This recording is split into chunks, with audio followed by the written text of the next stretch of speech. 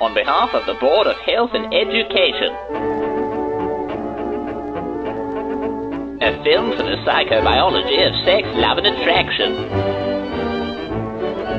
Flirting. And you. Flirting. How do we explain this universal language of attraction? Perhaps you see a few ladies at the moving picture show who do their best to catch your eye. Oh boy, let's follow, you tell Gerald. They were flirting with us.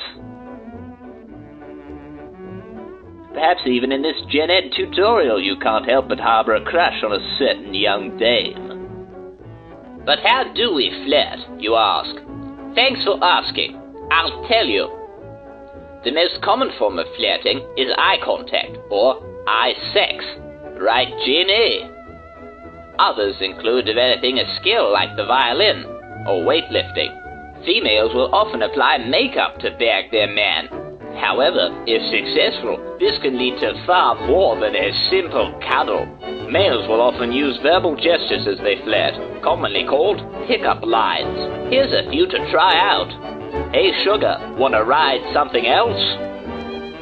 How about I teach you something after class? Hey sweetie, fancy a root? She does. Not with these two, that's illegal, as this lawyer will cheerfully explain. Yes, flirting is quite a science. Ah, science, is there nothing you cannot explain except for some forms of cancer? Hold on a ticket, Doctor. Does this flirting really work? Of course it does, boy. But where's the evidence? Well, now that you mention it, I have a video prepared right here. Do you often have success with flirting? I try to. Hey pal, what about you? Only when she's drunk, Shut up. Not very good odds, are they? When do you feel most confident flirting? When I'm in ecstasy. That's right.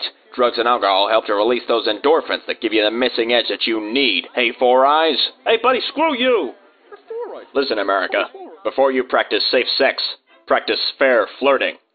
Eye contact, protein signals, winking, smiling suggestively, and flattery. Be fair, not fun. I hope that explained it to you, Billy. Sure, I understand the basics, but are boys the same as girls when it comes to flirting? Have you taken your sweetheart out on a date yet? I just don't even know what I'd say. I love you. That one's a guaranteed zinger for the women folk. Do I keep flirting with her? Of course you do, Billy. If you follow these steps, touching, caressing, double entendres, you could end up with her here, or somewhere around this erogenous area. She could then move down to your feet, if that's some kind of fetish you have, or straight to the penis, testicles, and back to the penis to finish you off. That sounds great, Doctor. What do I have to do in return? Something you'll never do, Billy. Reach that spot. It's a G-spot, that I wouldn't even try to reach it. It's medically impossible, and that's a fact, a scientific fact. Yikes. Lucky for us. Yes, what a shame that scientists, they made this important discovery. Yes. So I guess I'll just ask her out on a date.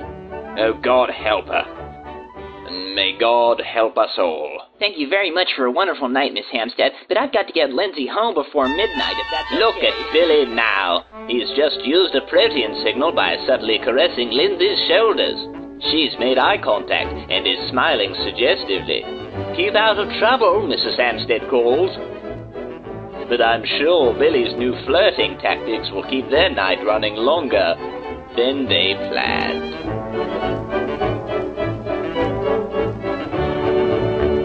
So after all that flirting, it must be time for sex. Yes, Lindsay agrees. Oh, love. And after a passionate 2.5 minutes, Lindsay and Billy were back to their old, awkward teenage selves. Ah, Billy, still trying to reach that G-spot, are we? Never mind. Maybe you'll get there. Someday.